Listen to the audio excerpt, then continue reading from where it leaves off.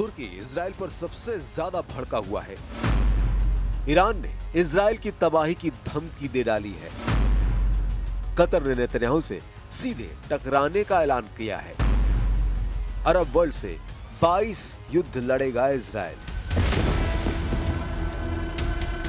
War tension हद से ज्यादा बढ़ रही है। बारूदी धमाके बढ़ते जा रहे हैं। जंगी जेटों के उड़न दस्ते भी हर दिन बड़े होते जा रहे हैं। मिसाइलों की मार में इजाफा हो रहा है।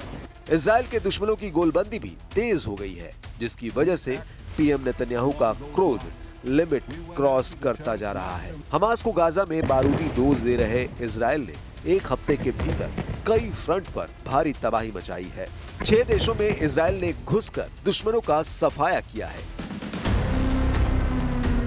9 सितंबर को इजराइल ने कतर की राजधानी दोहा पर जंगी जेट से मिसाइलों की बौछार कर हमास लीडर खलील अल हय्या के बेटे का सफाया किया। अगले दिन यमन के सना में हूती सैन्य मुख्यालय को इजराइल ने बारूद बरसाकर जला डाला। इसके बाद इजराइल एयरफोर्स ने लेबनान के बीका में हिजबुल्लाह लड़ाकों के मिलिट्री बेस को बारूदी धमाके में उड़ाया।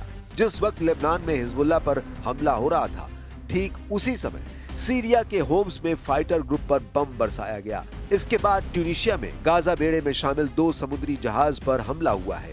इस हमले के आरोप इजराइल पर लगे हैं। मतलब हर गुजरते दिन इजराइल नए दुश्मन को निशाना बना रहा है। नेतन्याहू का ये रुख प्रेसिडेंट ट्रंप को भी खौफजदा कर रहा है। ट्रंप ने रूस यूक्रेन युद्ध से ज्यादा ताकत अब खाड़ी युद्ध में झोंक दी है। व्हाइट हाउस से नेतन्याहू के लिए ट्रंप का एक सीक्रेट मैसेज भी भेजा गया है। हालांकि पीएम नेतन्याहू अब किसी की सुनने को तैयार नहीं है। इजराइल ने अरब लीग को बैक टू बैक झटका देने के लिए नई घोषणा की है। नेतन्याहू ने वेस्ट बैंक पर बसे इलाकों के विस्तार के लिए एक समझौते पर हस्ताक्षर किया है। इस कार्यक्रम के दौरान उन्होंने जो ऐलान किया है, उससे पूरे अरब वर्ल्ड में हड़कंप मच गया है। नेतन्याहू का ये बारूदी बयान 22 देशों में युद्ध की आग भड़का सकता है। אנחנו אמרנו, לא תקום מדינה פלסטינית, ואכן לא תקום מדינה פלסטינית.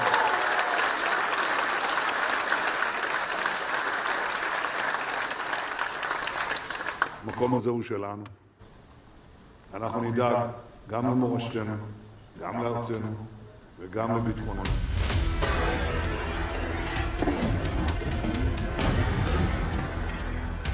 नेतन्याहू ने वेस्ट बैंक पर इजराइल के टोटल कब्जे की मुहर लगा दी है, जिससे फिलिस्तीन का फ्यूचर डार्क दिखने लगा है। हालांकि फिलिस्तीन के लिए इजराइल से भिड़ने के सिग्नल 22 देशों ने दिए हैं। इजराइल को अब कैसे दुश्मनों से युद्ध लड़ना होगा, इसे जाने उससे पहले जानिए आखिर ट्रंप क्यों बैकफुट पर है। व्हाइट हाउस ने नेतन्याहू पर नाराजगी जाहिर की है। अमेरिका के समर्थन से संयुक्त राष्ट्र सुरक्षा परिषद में भी कतर हमले की निंदा की गई है। Violence brings violence. Impunity breeds war. Silence in the international community and of this very Security Council fuels chaos. And yet, this very council remains constrained, unable even to name the aggressor, to qualify aggression as a violation of international law. Qatar पर जिस भीषण अंदाज में Israel ने धावा बोला है, उससे ट्रंप के होश उड़े हुए हैं, क्योंकि कतर में सुपर पावर का मिलिट्री हेडक्वार्टर है। जिस देश में अमेरिका के 8000 से ज्यादा सैनिक हैं, वहां हमला होने से ट्रंप का दिमाग गर्म हो गया है। हालांकि उन्हें गुस्से का घूंट निगलना पड़ा है, क्योंकि नेतन्याहू ने कतर पर हमले को अमेरिका की ही रणनीति करार दे दिया है। नेतन्याहू ने 9/11 की याद दिलाते हुए ट्रंप को मैसेज दिया है कि जैसे अमेरिका ने 11 सितंबर के आतंकी हमले के बाद यूएनएससी में प्रस्ताव पारित कर आतंकियों को दूसरे देश में घुसकर मारा, वैसे ही इजराइल हमास कमांडरों को मार रहा है। नेतन्याहू यही नहीं रुकने वाले। उन्होंने ये धमकी भी दी है कि जितने भी देश हमास को समर्थन दे रहे हैं या हमास लीडर को बचा रहे हैं, उन सबको बारी बारी से इजराइल दहलाएगा। उधर मुसलमान देशों ने भी कतर को भड़काना शुरू कर दिया है। मिडिल ईस्ट आई की रिपोर्ट के मुताबिक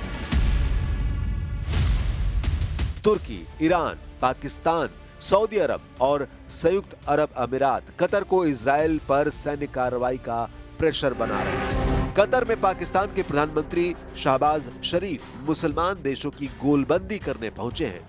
दोहा में शहबाज शरीफ ने इजराइल को सबक सिखाने के लिए सभी मुसलमान देशों से एकजुट होने की अपील तक कर डाली है।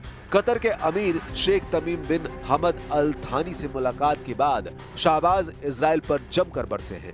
मुस्लिम देश कतर को इजराइल पर हमले का अभी सही वक्त बता रहे हैं, साथ ही हमले को जायज ठहराने के कारण भी गिना रहे हैं।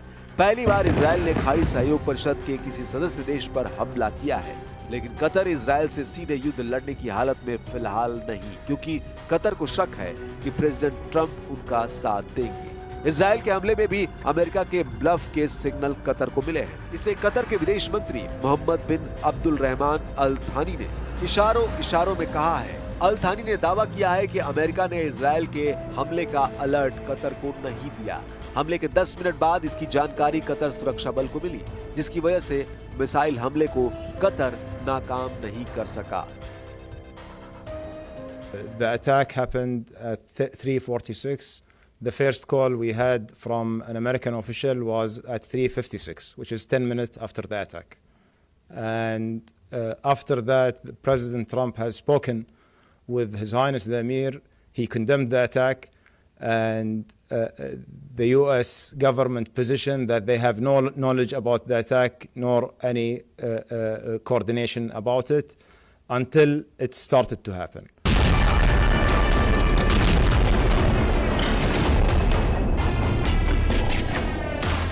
कतर को अमेरिका पर डाउट ही डाउट है। इसकी बड़ी वजह ईरान इजराइल युद्ध के वक्त कतर पर हुआ हमला माना जा रहा है। जब अमेरिका ने ईरान के एटमी ठिकानों पर B-2 बॉम्बर से बंकर बस्टर बम बरसाए थे, तब उसके जवाब में ईरान ने कतर में अमेरिका के बेस पर मिसाइल हमला किया था।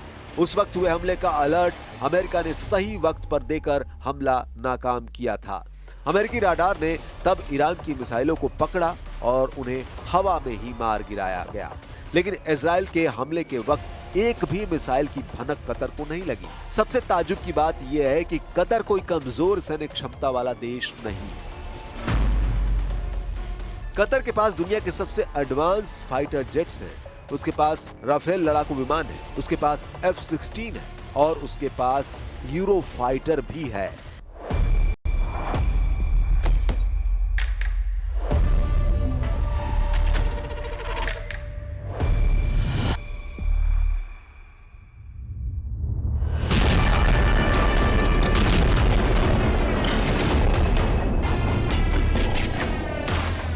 लेकिन इजराइल ने इतना फुल प्रूफ अटैक प्लान बनाया कि कतर के साथ के जंगी लड़ाके बेकार साबित हुए। इजराइल ने F-15, F-16 और F-35I स्टील्थ लड़ाकू विमानों से दोहा को टहलाया।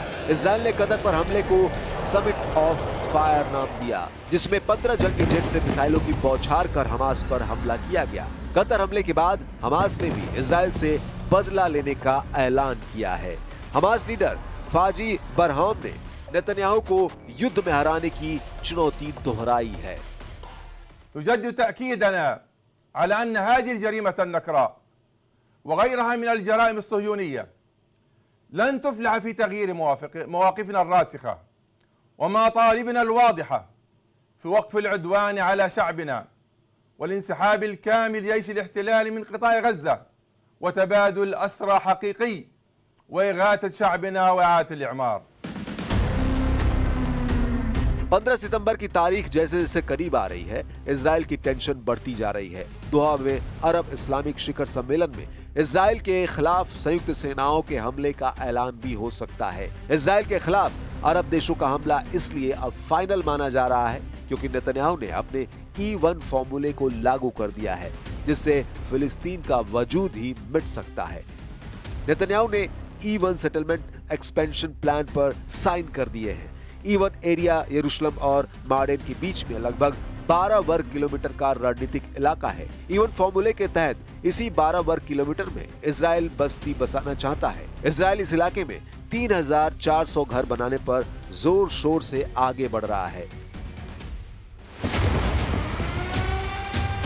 इजराइल एक एक इंच जमीन के लिए किसी से भी टकराने के लिए तैयार है। नेतन्याहू से पहले ट्रंप ने गाजा पर टोटल कंट्रोल का प्लान बनाया था।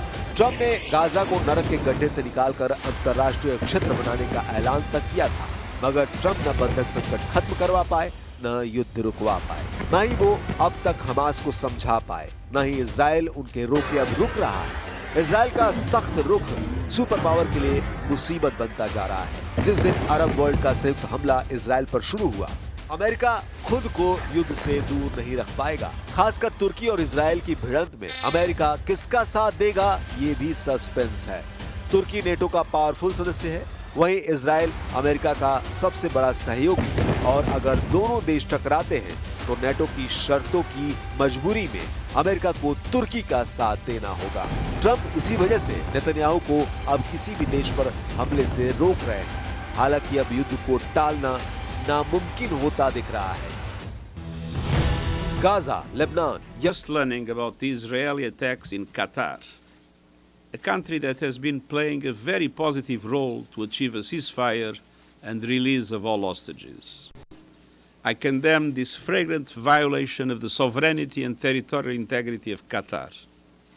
All parties must work towards achieving a permanent ceasefire, not destroying it. Qatar में इजराइल की बमबारी के बाद बंधकों के रिश्तेदार परेशान हैं, क्योंकि कतर ही वो देश है जिसके जरिए हमास से बातचीत अभी तक हुई है। ऐसे में बातचीत पर फुल स्टॉप का मतलब है बंधकों की रिहाई मुमकिन नहीं हो पाएगी।